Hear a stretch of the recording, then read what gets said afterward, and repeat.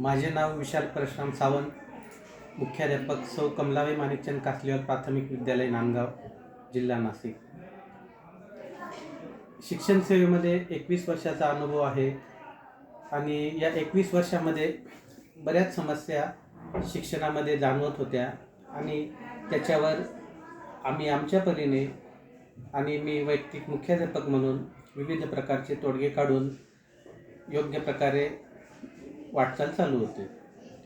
त्याच्यातच अचानक आमच्या शाळेमध्ये विद्यार्थ्यांची एक समस्या सुरू झाली आणि ती समस्या म्हणजे की अस्वच्छता. खरं तर आमच्या शाळेतील 387 विद्यार्थ्यांपैकी 299 विद्यार्थी हे मागास वर्गाचे आहेत आणि या मागास वर्गातील विद्यार्थी हे प्रचंड प्रमाणात अस्वच्छ शाळेमध्ये येत होते. अस्वच्छ यायचे म्हणजे काय की त्यांचे आई वडील, कोणाचे एकल पालक असलेले विद्यार्थी, हे आई वडील कामाला गेल्यामुळे विद्यार्थ्यांची तयारी होत नव्हती. त्यांचे केस नीटनेटके नसायचे, त्यांचे कपडे नीटनेटके नसायचे, नखांमध्ये प्रचंड प्रमाणात घाण असायची, नख कापलेले नसायचे, त्यांचे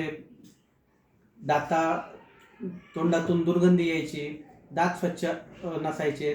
मग या छोट्या छोट्या समस्या आम्ही अनुभवल्यात आणि ह्या अनुभवताना असं जाणवलं की हे मुलं मागच्या बेंचवर बसायचे की जेणेकरून इतर विद्यार्थी त्यांच्यामध्ये मिसळायचे नाहीत. काही विद्यार्थी दिवसभर एकाच जागेवर बसून राहायचे. त्यांना अभ्यासासाठी पुढं बोलवलं तर ते पुढं येत नव्हते. मी अशा सगळ्या समस्या आमच्या शिक्षकांमार्फत माझ्यापर्यंत आल्यात आणि मग याच्यावर आपण काय तोडगा केला पाहिजे हा विचार करता करता की सहज मला एक कल्पना सुचली की विद्यार्थ्यांना स्वच्छतेच्या बाबतीत आपण स्पर्धा करूया.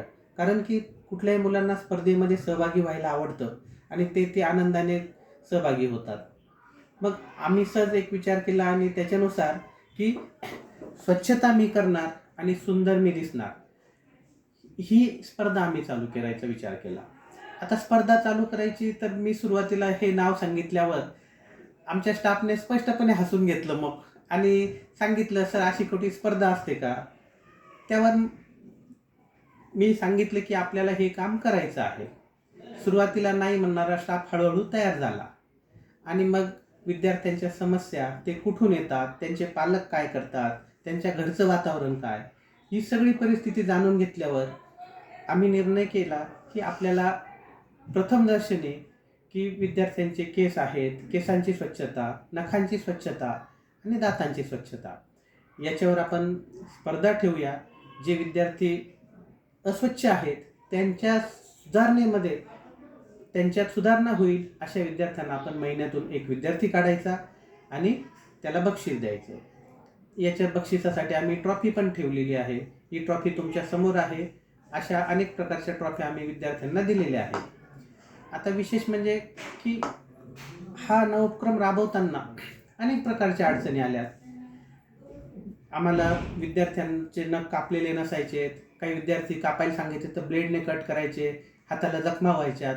मग त्याच्यासाठी आम्ही शाळेने नेल कटर आणले. प्रत्येक शिक्षकाला एक नेल कटर दिला आणि शिक्षकांनी विद्यार्थ्यांना नख कसे कापायचे याचा डेमो दिला. पालकांना सूचना दिल्यात की तुम्ही नेल कटर घ्या, नेल कटरने नख कापा. आठवड्यातून एकदा विद्यार्थ्यांनी नख कापायला आम्ही सक्ती केली. सुरुवातीला आम्हाला प्रतिसाद अतिशय कमी प्रमाणात मिळाला, पण मात्र स्पर्धेतील इतर मुलांना बक्षीस मिळाल्याचं बघून हळूहळू सर्व विद्यार्थ्यांचा सहभाग वाढायला लागला. जसं नखांच्या बाबतीत झालं तसं बरेच विद्यार्थी की त्यांचे आईवडील कामाला गेल्यामुळे त्यांचे केसही धुतले जात नसायचे, केसामध्ये कोंडा झालेला होता, अस्वच्छ होते. तर आम्ही त्या पालकांची मीटिंग घेऊन त्यांना स्वच्छतेविषयी सांगितलं. केसाची स्वच्छता, शरीराची स्वच्छता या गोष्टी सांगितल्यात, समजावल्यात आणि हळूहळू विद्यार्थ्यांमध्ये बदल जाणवायला लागला आणि थोडंसं स्पर्धात्मक वातावरण झाल्यामुळे विद्यार्थी पण एक स्वतःहून की नाही मला स्वच्छ राहायचं, मला पण बक्षीस मिळवायचं, एक हा विचार करू लागले. आणि हा विचार करता करता की केसांची स्वच्छता व्यवस्थित व्हायला लागली, मुलांचे युनिफॉर्म स्वच्छ व्हायला लागले आणि बऱ्याच विद्यार्थ्यांचे तोंडातून दुर्गंधी येत होती, तोंडातून वास यायचा, दातांमध्ये पिवळेपणा होता तर याच्यासाठी आम्ही सुरुवातीला विद्यार्थ्यांना दात कसे घासायचे याचा डेमो दिला. त्याच्यानंतर गुळणी करायची, दुपारी जेवण केल्यानंतर तोंडातील जी दुर्गंधी असते अन्नाची ती निघून जाईल, ह्या आम्ही सूचना केल्या. आणि मग हळूहळू मुलांमध्ये बदल जाणवायला लागला.